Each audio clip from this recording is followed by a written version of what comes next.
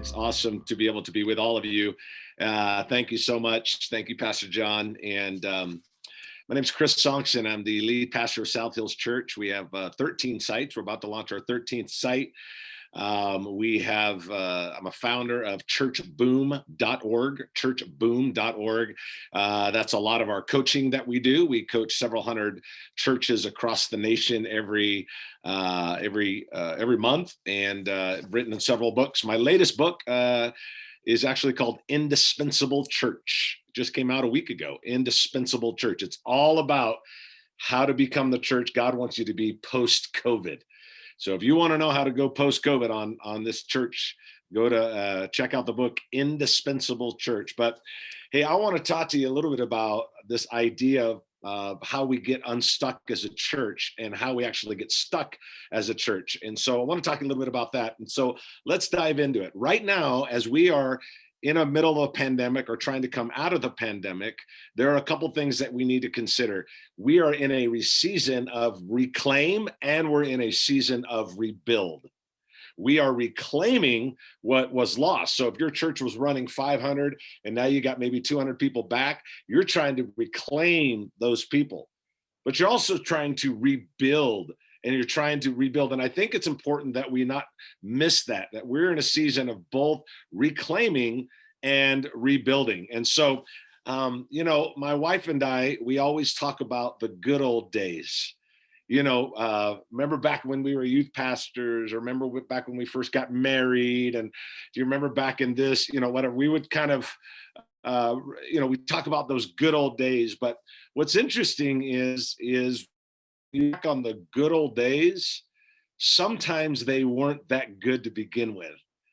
And the thing that I always have noticed about with churches right now, with all the coaching we do across America, we help churches grow. That's our Church Boom organization, not our South Hills Church, but our Church Boom organization. We're hearing the same thing. We want things to go back to normal. But this is what I want to say to you, pastors and leaders. We keep saying we want things to go back to normal. But what if normal really wasn't that good? We want things to go back before COVID-19. But what if before really wasn't that good? What if it wasn't all that good? I want to give you some stats. In 2019, America closed 200 churches per Sunday, not per month, per Sunday. 73% of all churches in 2019 were in decline. They were facing some rough times. Statistics say that 80% of all pastors won't be in ministry 10 years from now. So in 2019, we were shutting down major amounts of churches. We were seeing 73% of all churches in decline. And we say, man, we want things to go back to normal. But here's my thought to you is, what if normal really wasn't that good? What if we look back at over before COVID and we look at our churches and we say, were we really reaching lost people? I mean, really?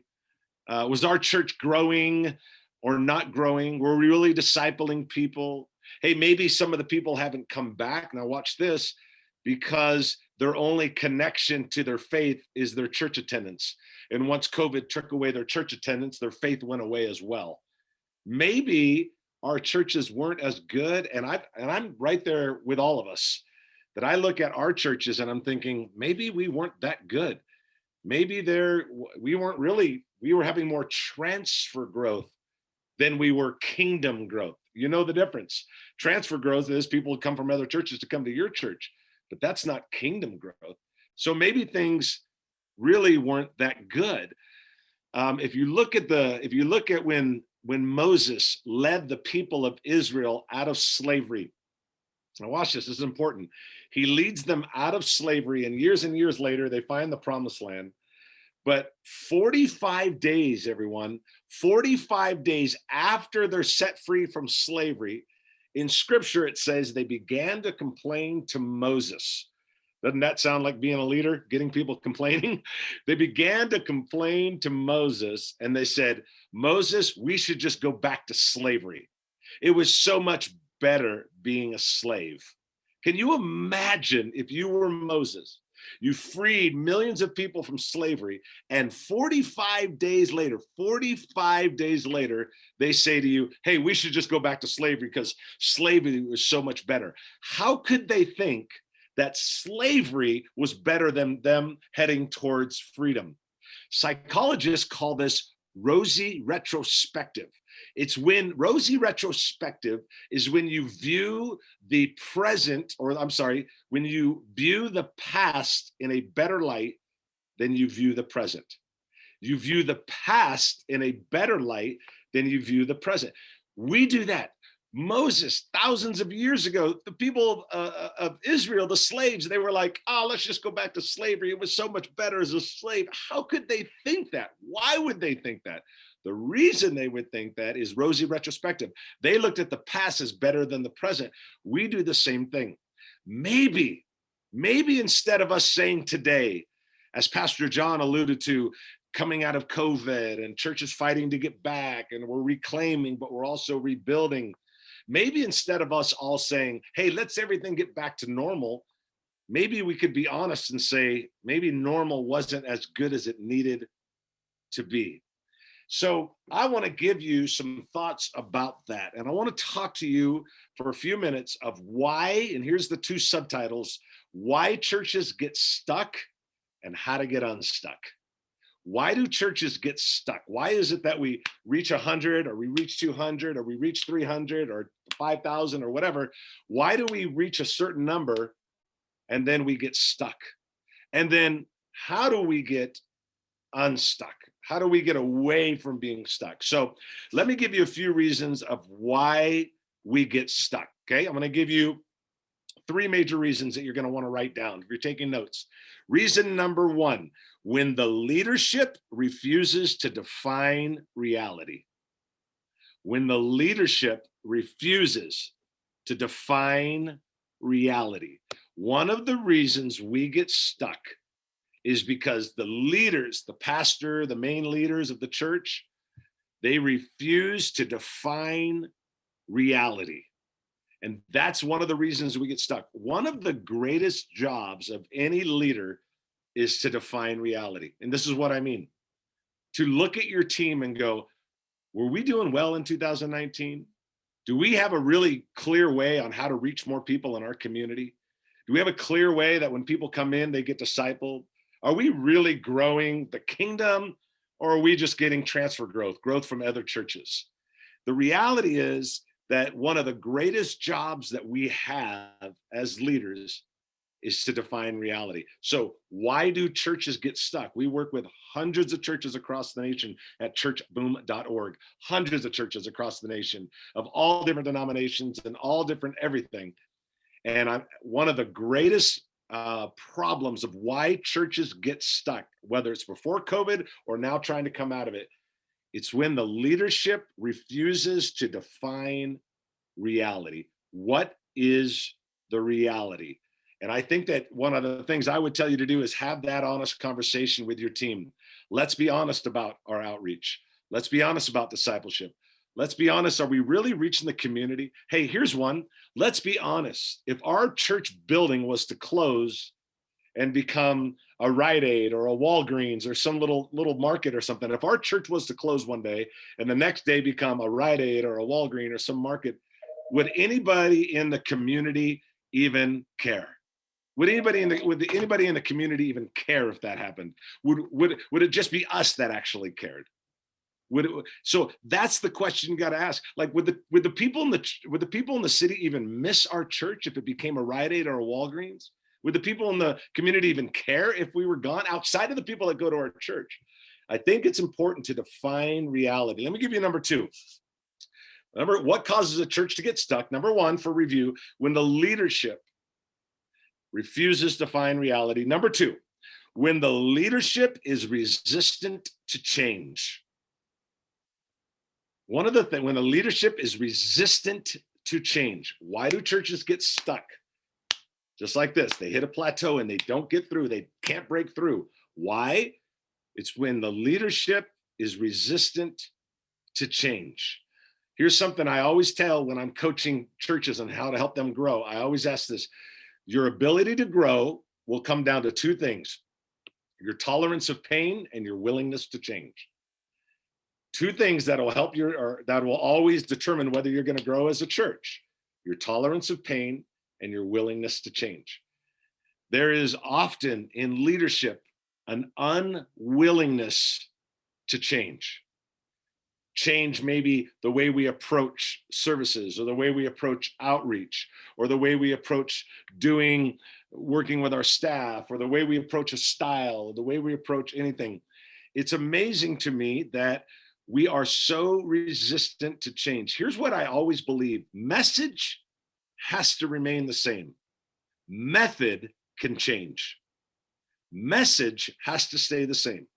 Method can change. Here's what I find amazing. Whenever I go to, and I've been all different continents and all different whatever, but if I go to Africa, Ghana, Africa, the way you do church in Ghana, Africa is different than the way you do church in America. In Ghana, Africa, they hug each other. Some of the men hold hands. It's a sign of friendship. There's a lot of things that may be a little different than America. So when I'm there, I am adapting to their culture. I'm not adjusting the message, but I'm adapting to their culture. You go to any country that's a foreign country to you, you're not going to change the message of Jesus, but you're sure going to adapt the culture. Now, here's what I find interesting. This is really important. When we adjust to the culture in a foreign country, we call that wisdom. When we adjust to a culture in our own backyard, we call it compromise. Isn't that interesting? We're all guilty of that. When you adjust to a culture in a foreign country because you're on a mission trip, you call that wisdom. Of course, that's wisdom. You're in Ghana, Africa. When you adjust a culture in your own backyard, wherever that may be, Los Angeles, New York, whatever, you call that compromise. It's because we think, well, it's got to be a certain way. It doesn't have to be a certain way. Message remains the same. Methodology can change. When leaders get stuck, when churches get stuck, it's because they don't define reality. They're not being honest. And number two, it's when the leadership is resistant to change. The leadership is resistant to change. Let me give you number three. When the leadership let their memories become bigger than their dreams. When the leadership lets their memories become bigger than their dreams. Whenever that happens, you are going to get stuck fast. If your biggest conversation is, man, 10 years ago, the way we did church, remember the revival we had 15 years ago, remember the church we did 10 years, remember how it used to be, we used to have long altar calls and we would worship. Remember back in the day, when all of a sudden your memories become bigger than your dreams, then your church is going to get stuck. A church has now listen, this is so important. A church has no future if its memories are bigger than its dreams. It has to have big dreams. Now, when we get stuck, when we don't define reality, when we allow our memories to be bigger than our dreams, when we resist change, you know what we end up doing when things aren't going right? This is really important. And you know this happens for all of us. One of the signs that we know we're getting stuck and we know we're not moving forward and we know that we're plateauing is when we begin, here it is, to put a positive spin on negative data. We as leaders, we fall into a trap of putting positive spin on negative data. So, hey man, how's your church doing, Pastor John? Or how's your church doing, Pastor Charlie? Or how's your church doing, Pastor whoever? And we say, oh man, we're not growing. Man, we're not reaching new people, but we're having great services. God's really moving. Okay, that's awesome, God's moving, but we're not reaching anybody. So we're putting a positive spin on a data that's really negative. It's not good that we're not reaching people. It's not good that we're not growing. It's not good that lost people are coming to Christ, that they're not coming to Christ. So what we do is we put this positive spin on very negative data. So churches become stuck. You never have to look any farther than the leaders. Grab your top 2, 3, 4, 5 leaders and ask yourself some honest questions. Have we defined reality or do we refuse to? Are we resistant to change because we just want to do it the way it's always been done? Are we allowing our memories of the past to be bigger than our dreams for the future? Because if that's happening, there's a problem and we need to fix that. So now, with that, let me flip it the other way. How do we get unstuck? So, how do we get stuck? We already went through those 3 things. Memories bigger than the dreams, resistant to change, won't define reality. That's how we get stuck. How do we get unstuck so that we don't stop at 100 or 500 or 1,000 or whatever your number is, your church is? How do we reach more people? How do we get unstuck? How do we create momentum? Coming out of this pandemic, I would challenge you to begin to think about the following 3 things for your own church. Coming out of this pandemic, to look at church a little bit differently, not so much your style, your idea to reach people, but how we grow, how we develop. I think that here's a couple things that I think are true about this pandemic that we're in. Opposition does 2 things.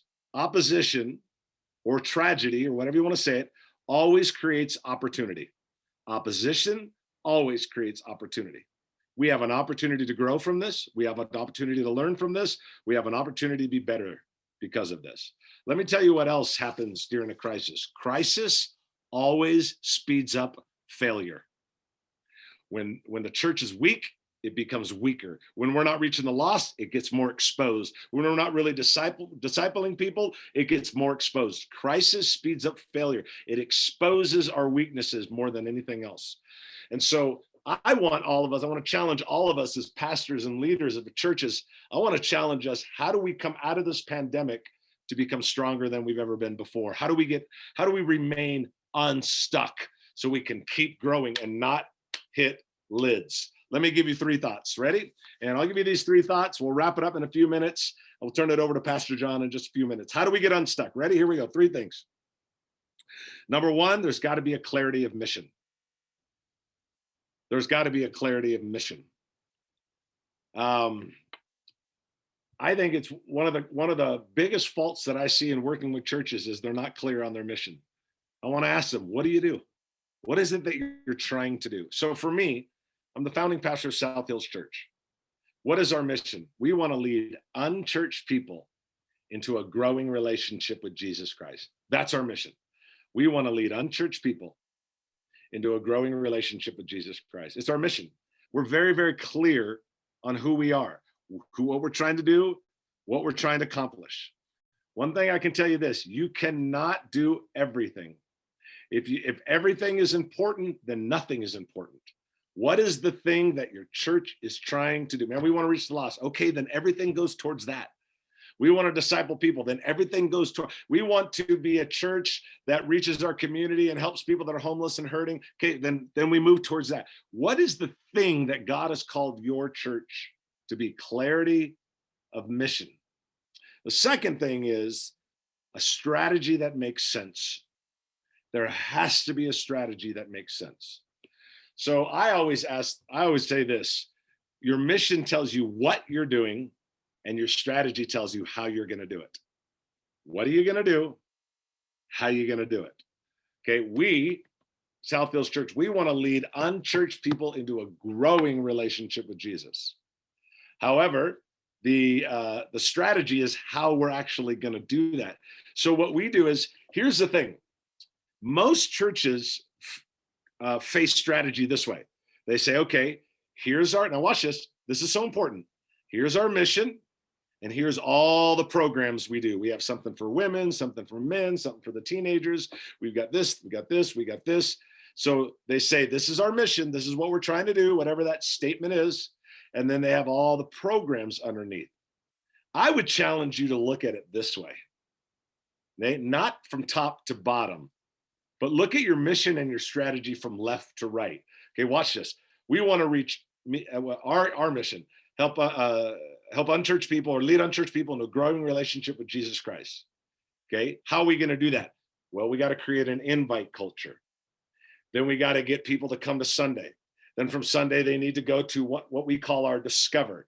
At Discover, they're going to get involved in ministry. In ministry, they're going to get involved in small groups. After small groups, they're going to get involved in leadership.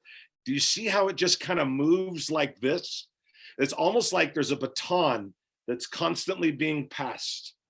One of the biggest things that I see why churches can't seem to bust through certain numbers, they don't have clarity of mission, but they don't have a strategy that makes sense. I think every church, regardless of what your mission is, you've got to figure out, watch this, how do we get people from the community, Los Angeles, New York, Boston, whatever you call your community, how do we get people from the community to the crowd on Sunday or the weekend or whatever, to the core? How do we move people through that? So for us, we think, okay, we want to reach unchurched people. So we've got to teach our people to invite. There's got to be an invite culture. Less than 5% of people invite anybody to church during a 12-month period. That's got to change. So we have a mission. We want to create an invite culture with our people that bring them to Sunday, that bring them to a thing we do once a month called Discover. It's an hour long where we teach them about our church. From there, they start serving small groups, leadership. And we just have this, there's a lot more to it, but you see what I'm saying? We're moving people through a very system that's just kind of moving people through. And we're connecting people. Okay, one thing I always say is this: people come for the message, but they stay for the relationships. We want to connect people into the life of the church like a baton in a relay race. We want to connect people more and more that way. So you got to have a clarity of mission. You got to have a strategy that makes sense. Let me give you number 3. You got to have a healthy leadership team. Healthy leadership team. So notice, there's a very clear mission. There's a very clear strategy of what we're doing. And we have an extremely healthy team. What does a healthy team look like? A healthy team looks like they don't gossip. A healthy team looks like if they have a problem with each other, they approach each other like Matthew 18 says to do. A healthy team doesn't live in artificial harmony, acting like everything's okay when it's really not. They have a health towards each other. They care about each other. There's alignment with each other. There's no executive pastor, associate pastor trying to take over the job of the lead pastor. If you're an associate pastor or a church leader, never get into this thinking. Never do this. Never think this. Things would be better if I was in charge. Never think that. Never fall into that trap. Never get into that trap of having side conversations about, well, if I was running the church, boy, this is how I would do it. If I was the pastor, we would be more like about this. What you're doing is you're creating separate visions. And more than one vision will always create division. You never want to do that. You want to make sure that your staff, lead pastor, associate pastor, church leaders, that we're all aligned together, that everybody is loving each other. If there's a problem with each other, we confront each other in love. We don't go having private conversations. We're a healthy team. Let me give you a really true statement here. When the enemy takes a run at your church, he won't do it through those who attend it. He'll do it through those who lead it. When the enemy takes a run at your church, tries to split it, tries to create problems, tries to create issue, when the enemy takes a run at the church, he doesn't do it through those who attend it. He does it through those who lead it. So how do we get unstuck? How do we grow as a church? Let's take this time as we're coming out of COVID and say, are we clear about our mission? Do we have a strategy that makes sense? Are we clear about it? Like, if I was holding up 2 items, I got 2 items in my hand. This is an unchurched person, and this is, an unchurched person, and this is a person that's following Christ. How do we get this unchurched person? Like, what's the steps? What do we want them to do to get over here? How do we make that actually happen? So important. Clarity of mission, strategy that makes sense, and healthy leadership team. Those are the things that I would encourage you to do. I'm going to in just a moment turn it over to Pastor John, I want to let you know if we can ever help you. If you go to churchboom.org, we just want to help you. There are a ton of free resources there you don't have to pay for. There's coaching there you can get. You can get in group coaching on a weekly basis like this. Plenty of stuff.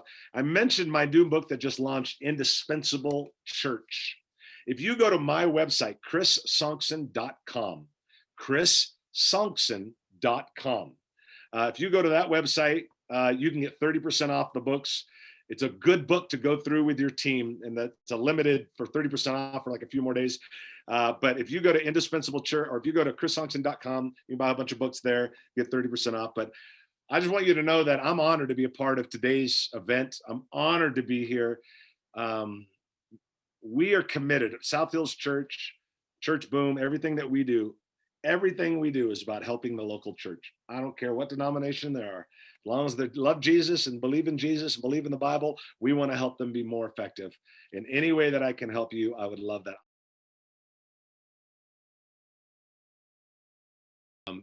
It's a wonderful question. I could, and here's why. I think that we all struggle with attempting to please the people in our church or a certain leader that has an opinion. Maybe they've been in our church for a long time, and so we have a tendency to want to please them. I do think that in most cases we need to hear them. In most cases, we need to listen to whatever their concern is, as long as it's being handled properly. However, I do think that you have to be very careful that you don't allow the desire to please them to become bigger than the vision God's put in your heart.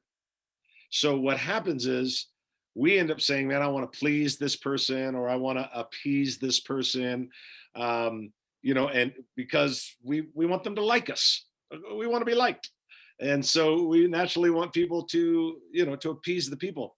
However, that can't be more important than the mission God has you on. So if someone says, well, you need to start preaching like this, and we need to do more outreach, but God's called you to do this. They want you to go down this road, but God's calling you to go this road. You have to choose to go down that road. And you have to tell them, hey, as the leader, this is where I feel God's calling me, and I need you to support me and go with me. One thing I've learned, Pastor, if you want to lead anything great, you can't have a growing, thriving church and be a people pleaser at the same time. There are going to be people that don't like what you say. There are going to be people that think you should go down a different path. There are going to be people that will talk bad about you. There are going to be people that think that you're wrong, that you're making a mistake, whatever. It's going to happen. It happened to Jesus. It's going to happen to us. So what we have to do is we have to know what road we're going down. We have to stay faithful to that road. And if that person, one of two things, we tell them, hey, I know that you feel this, but I need you to back me up, and I need you to let me go down this path, and I need you to help me with that. One of two things is going to happen, Pastor. They're either going to come into alignment with you and walk with you, or they're going to stay over here and be toxic and say bad things and whisper to people. And when you don't give them the answer that they want, it will reveal who they really are. Nothing reveals a person's maturity faster than when they don't get their way. Nothing does. Nothing reveals a person's maturity faster than when they don't get their way. So you have to stay true to the path, ask them to line up with you. If they don't, it's going to reveal who they are. But if you constantly compromise the vision for the one, then you're compromising it for the many. And you can't do that. So let me give you a couple thoughts. We talked about at the very beginning, we talked about rebuilding and reclaiming. This is definitely a season where leaders need to rebuild, but they also need to reclaim. And what that means is we're reclaiming, we're trying to get people, like, for churches that are opening up or wherever they're at, they got to reclaim. They want to get, they want to get their people back. If they were running 500 before, and now they're running 200, they want the other 300 people back. That's reclaiming. Rebuilding is they've got to rebuild and realize that more people need to come back. Let me give you a quick little thought for you, and I think this is good for all of us. Everybody, and I'm going to get to where you're going, so just stay with me. Is Luke 15 has three different parables: the parable of the lost sheep, the parable of the lost coin, the parable of the lost son. All of the people in our congregation, whether they're back live or watching online, or some of them just not doing either, they're all going to fall into one of three categories. We got to remember this, you guys. One of three categories. They're either the lost sheep. There are some people in your church that you've lost the nine, you got the 99, you got to go find the one. There are some of your people that just need you to call them up, need you to take them out to a cup of coffee, need you to stop by because they've allowed fear to be bigger than their faith, and they need someone to encourage them to come back to the fold. That's the lost sheep. The lost son is, remember in that story, the prodigal son, the father deemed it wiser to let the son go and let him come to his senses before he came back. There are some people that are gone from your church. That's defining reality. They ain't coming back. They might in a year, they might in 4 years, they may start going to another church. They may never come back to Christ. I don't know. But I think we have to define that reality. That's not one that we all want to define, but that's a truth. Then there's the lost coin. Now, I love this one because the woman picked up the lamp and she looked for the coin. Now, here it is, because the answer was already in the house. The answer for us to keep going to the next level is already in the house. Yeah, but we were 500, now we're only 180. The answer is in the house. The leaders you need, the volunteers you need, the answer is in the house. I think that's important to establish. Let me tell you something that's been very, probably one of the best things that we've done at South Hills Church is we do a thing. We started it before COVID, about 5 years before, and it was called Love Where You Live. And Love Where You Live is where we take on community things that we can help the community in ways. So what I mean by that is, here's what Love Where You Live is. We call the principal. Hey, we understand that your teacher's lounge is kind of a mess and the couch is dirty and the TV doesn't work. We'd like to redo your teacher's lounge for you just because we love you and care about you from our church. We heard that the ambulance has a lounge that is messed up. We want to take care of that. We understand the Parks and Rec have a bunch of weeds that have overgrown and the community or the city doesn't have enough dollars to get someone to clean it. We'll take care of that. In 2019, right before the COVID, we did 187 different projects in 1 year just to love on the people. And what this is, we're taking our people, and about 4 times a year, we do a Serve Saturday, and we go out there and we do amazing things with the community. Because here's what we're trying to create. We want to get to a point where if we even thought about shutting down that campus, that the people, the mayor, the city council would come to us and say, please don't do that. We don't know how we would survive if your church was gone. I don't think most people feel that about our churches. I don't think most people would care if our church was gone. Outside of the people that go to it, I don't think anybody would care. So how do we do that? We fill in the gap between the city. They talk about separation of church and state. That's a statement, separation of church and state. Well, you know what we need to do with the separation of church and state? We got to fill in the gap to become the thing that they can't live without. We found out in one area that there were a bunch of girls that had foster parents, and they needed prom dresses, for their little winter formals or the proms or whatever. So we had all these prom dresses donated. We found out these kids needed toys. We found out that teachers lounge. We found out how to honor the teachers in the community. All these ways to connect. So that's one way that we do it. We want to connect with the people on the outside. The other thing is connecting with the people that are online. What I would encourage you to do, if you have people watching online, but they haven't gone to services yet, I'd get a group of people to start calling them and letting them know, hey, is there anything we can pray for you about? Just keep in contact with them. If you're not doing that, I'm sure you are, and bring them over and start encouraging them to come back in a nice way, because you got to love on them and you got to keep reaching out to them. So those are some quick thoughts that I have for you. I don't know if you have a follow-up question, but those are a couple quick thoughts for you. You're saying, it's a statement that I've always kind of lived by, is that no church has a future unless its dreams are bigger than its memories. I think memories are good to learn from. I think the past is good to examine, to learn from, to be honored, to pay tribute, but we can't live there. If we keep going, remember when, remember when, remember when, remember when, and we're not talking about the new thing God wants to do. Jeremiah 29:11, for I know the plans I have for you, says the Lord. Plans to prosper you, give you hope in a future. Ephesians 3:20, where it talks about that he is able to do more than we would ever dream or dare to ask. I love honoring the past. I love standing on the shoulders of great leaders. And I want people to stand on my shoulders. I want next generation to stand on my shoulders, but I don't want them to live in the past. I want them to look to the future and to talk about, okay, that was great, but man, how are we going to reach more people? Maybe we need to start more campuses. Maybe our area calls for a home that could reach those that are sober living, or those that are drug addicts, or maybe we could do this massive children thing. What if we did this, like getting with your team and talking about, like, what could we do in the next year, 2, 3 years? It's bigger than we've ever done before, more bold than we've ever done before. One thing I always love to talk about is, don't dream to your abilities, dream to his abilities.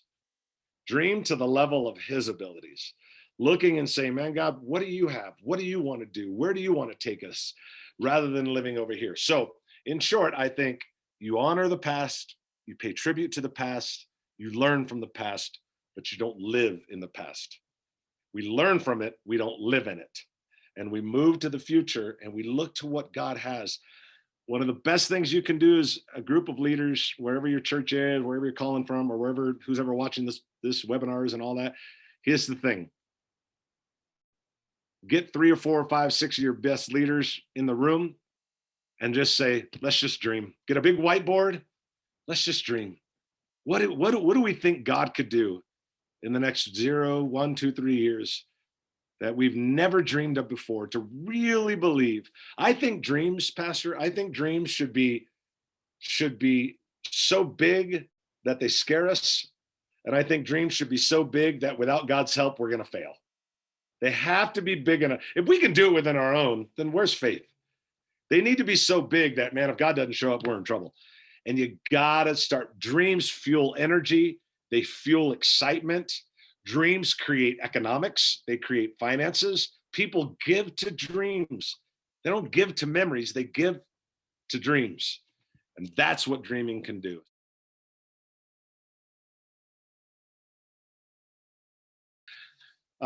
Really good question. And I'll tell you straight up front, it's not an easy. It takes a lot of work. You got a church of 50, that's a lot easier to manage people's discipleship than it is a church of 5,000. Much different. One of the things is, as the church grows, here's the thing, you have to create systems that allow people that you can monitor easily in bigger bulks of people. You have to create systems that are sustainable. So let me give you an example.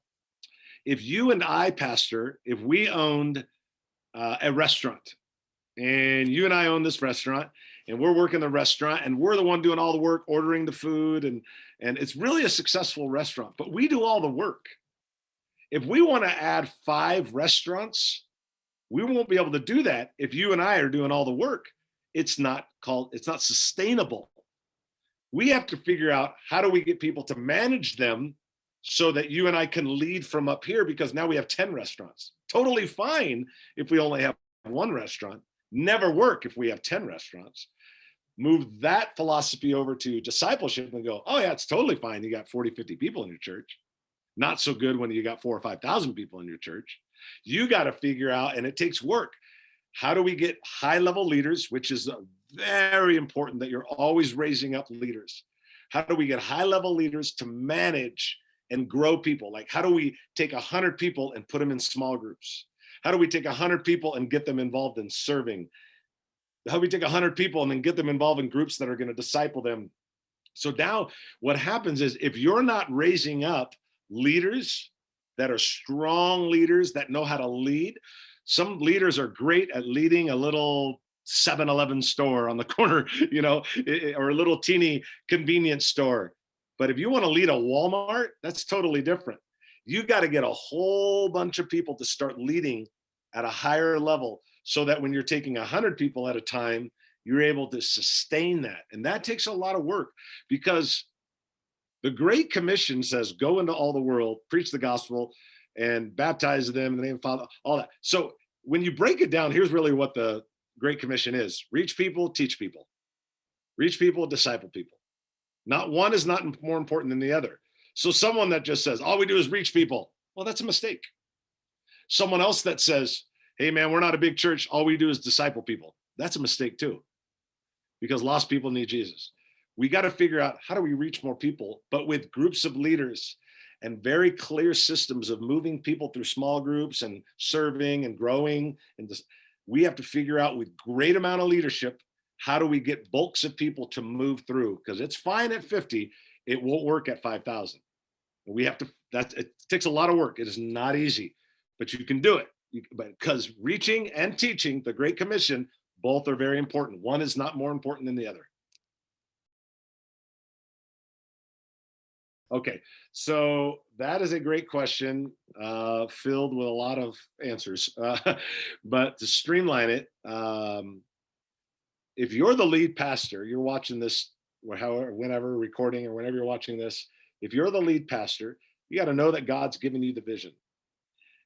If you have an associate pastor or an associate leader that says, no, but I think the vision should go over there, one of two things has to happen. Either that person needs to get lined up with your vision, or they got to go leave to find someone else that they can line up with their vision. You cannot compromise your vision just because you're trying to maybe appease, as we learned earlier, or get another leader to kind of come into your leadership. You can't do that. You have to say, okay, this is the vision. This is where God's going. This is what we're doing. And if the leader's like, no, we need to be doing more of this, you talk to them and say, look, I understand that, I get that, but I need you to line up with this vision. Why? Because more than one vision, if this associate pastor's out here talking in the lobby to a bunch of people, or, and then the lead pastor's trying to push their vision, more than one vision creates division. It always does. And so you got to get people lined up. And it really is a hard thing to think about, but here's the thing, and if you're an associate pastor, remember this. It is never just, if you're an associate pastor and you feel like you have a different vision than the pastor and you feel like things would be better if you were in charge, like Ali said, always remember this. It is never your job to replace what God put in place. It's never your job to do that. You fall in line with the vision, you serve that vision. If you can't serve that vision wholeheartedly, with loyalty, with the good heart, with the right spirit, with the right encouragement, then you got to go find a different vision that you can get behind. Because if you stay there and you're creating division, that's on you, and that's wrong. You got to get everybody to line up. Yeah, let's pray. Father, thank you so much for our hour together. Thank you for the things we've learned. God, help us to be better leaders, better pastors, reach our people in the communities better. Help us to be more effective for you. Help us to be willing to change, to learn new things. God, to become the leaders that you called us to be. And I pray, God, for every person that's watching this, and wherever, whatever country, whatever state, wherever they may be, God, I pray that you would put in them dreams that are bigger than anything they've ever imagined. And then give them the leadership, Lord, to help make that happen. We pray in Jesus' name. Amen.